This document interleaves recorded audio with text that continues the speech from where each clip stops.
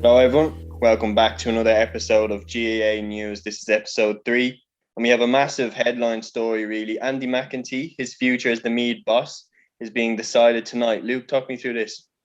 Yeah, so there's been an emergency meeting called anyway in the Knightsbridge Hotel anyway there where delegates from every club and figures from the county board are all kind of virginally been called anyway to vote anyway, and Andy McEntee's future as the Meath manager. And I suppose, look, at this time of the year, kind of October we're at now, that Meath want to get this sorted, and I think like there might be rumblings within kind of the county that they are striving to try and replace him, like after his 6 years in charge in Meath. So like there's kind of been talk whether they've made enough progress with the team, have they got any closer to the Dubs, and yeah, I think some there's a lot of figures in the county are kind of unhappy with where Meath football is right now. So yeah, look, hence why this meeting's been called, and look, it'll be an interesting one to keep an eye on to see what way the voting goes. But certainly the indications are that yeah, McEntee might be in a bit of trouble. Yeah, well, I'd completely agree that Meath are nowhere near the level that they should be at. I mean, when you look at their history, the 90s, they were winning All Irelands. They haven't even come near a Leinster title since. And obviously, they shouldn't have won it in 2010 when they did. Since then, it's 2001 since their last Leinster title that, in my mind, that they've won legitimately. So that's shocking for me. And yeah, they really need to change it quickly. They've got such a production line of young talent coming through. They've got such talent coming through from the minors and from the under-20s. And personally, I don't think Andy McEntee is the man to bring them up to Dublin's level. Like, they have got nowhere near Dublin. I know that they put it up to them last year. They still lost comfortably. And this was the Dublin team this year that was falling apart. So I don't think he's the man to take them past Dublin, especially considering that Dublin are going to come back next year stronger because they'll be hurt from losing last year. Like, I'd be interested to see, what do you think? Do you think he's the man? Yeah, look, the thing I would say is that he's had an awful lot of time, and you compare McEntee to other managers. I think off the top of my head, he's the longest serving manager in Leinster, and he's been backed kind of consistently by Meath, and he's had an awful lot of time to turn it around. And look, to be honest, they haven't really kind of got a sniff of winning a Leinster title with him in charge, to be honest. So yeah, look, that I do think like they have come up against probably the best team of all time in his kind of reign, I suppose. But the fact that they've not really got close to that Dublin team at all, and have made kind of not cut the gap really at all. I know Dublin are naturally themselves kind of getting worse, and that's probably the only reason why this year's fixture I think was a lot tighter than it was kind of in the Jim Gavin era. So yeah, look, I do think he's had an awful lot of time. They got up to Division 1 kind of for a while, but look, then they lose every game and go straight back down. So there isn't kind of a clear indication of progress. So look, if you were to go, I'm not sure you can have too many complaints.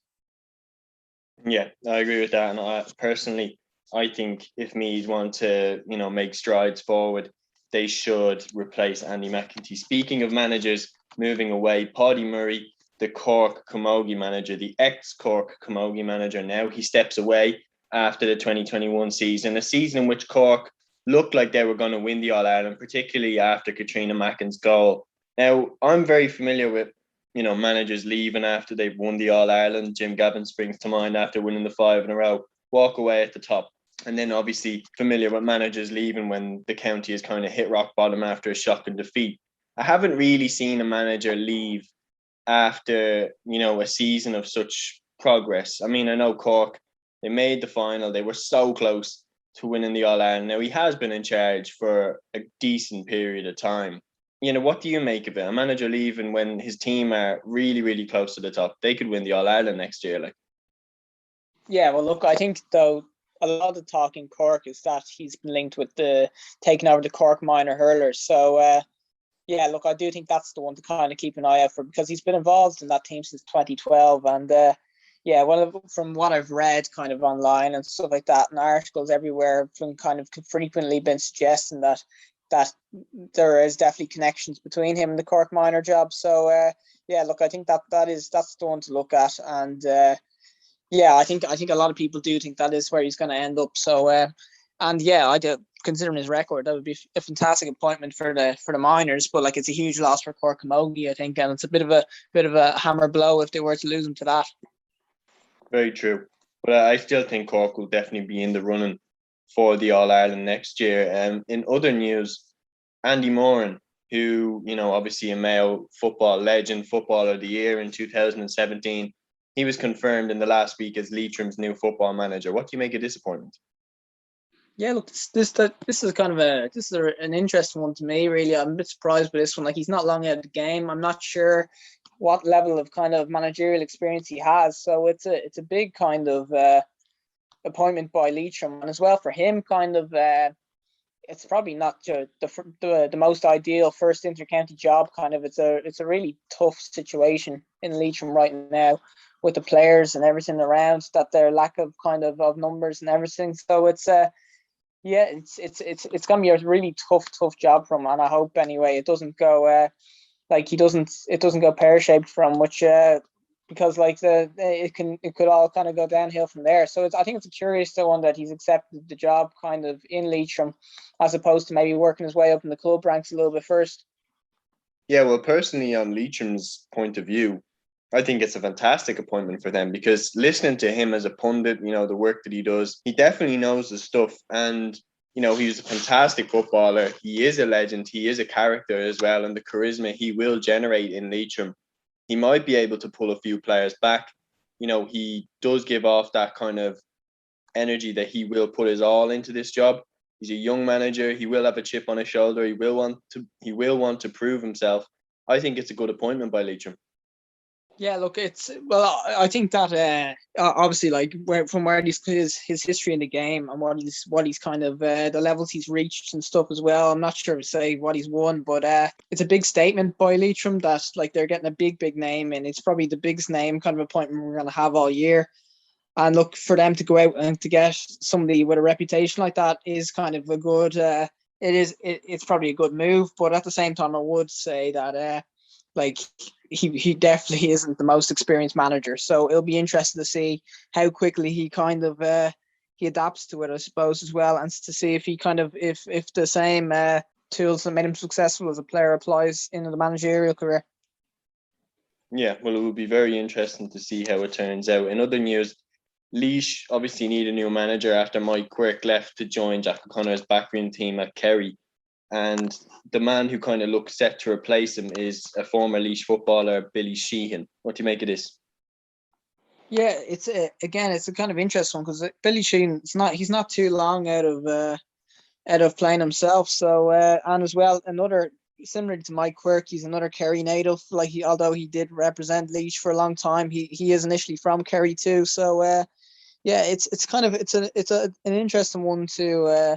It's hard to know kind of how we'll get on. Really, not a lot of probably not a lot of experience, and there's not a whole lot of prior kind of information you can take from it to predict how it's going to go. So yeah, look, it's an interesting appointment, and I see that as well, that Brian McDonald and Chris Conway are going to be joining as coaches as well. So that seems like that's going to be ratified very soon by the Laois County Board. Yeah, definitely. And well, I had the pleasure to be at a training session that Billy Sheehan took once, and I have to say it was a fantastic training session. He definitely knows his stuff. And, every manager has to start somewhere. Everyone has to take their first step into management. And Laois, seemed to be a bit of a ground for doing that. There were John Sergiu's first senior job, Mike Quirk's first senior job, and now, lo and behold, Billy Sheehan, first senior job. And, this time they definitely have a very strong tie with Kerry. As you've mentioned there, Mike Quirk from Kerry, Billy Sheehan's a Kerry native. And then John Sergiu moved from the Laois senior job to manage the Kerry under-20s. Do you think that now, especially with Billy Sheehan, I know that you mentioned he's a Kerry native, but the fact that he represented Laois for so long, do you think that they've kind of switched it up to get a Laois man in to take the reins instead of a Kerry man, someone who might have his eye on the Kerry job? Yeah, look, it's hard to know, really, kind of that I do think the Mike Quirk did a very good job there in Laois. Kind of, like, again, progress probably not amazing in the county and stuff, but I kind of the whole idea of kind of inside, like, with Billy Sheehan, he'd be very well familiar, I suppose, with kind of and the whole backroom team, like, where they've come from. They'll be very familiar with club football in the county as well. and look, they'll know kind of what's happening in the grassroots kind of Laois football. So yeah, look, it'll be it's an appointment that definitely kind of localizes it even more. So yeah, look, it will be an interesting kind of one. And yeah, if like sure you've got your experience there dealing with him and have been impressed by him. So look, it could be a fantastic appointment for Laois. 100%, and it will be fascinating to see how all these appointments go, how the manager world keeps going. We'll keep you updated with it. That is GA News episode 3. Until episode 4, guys, take care.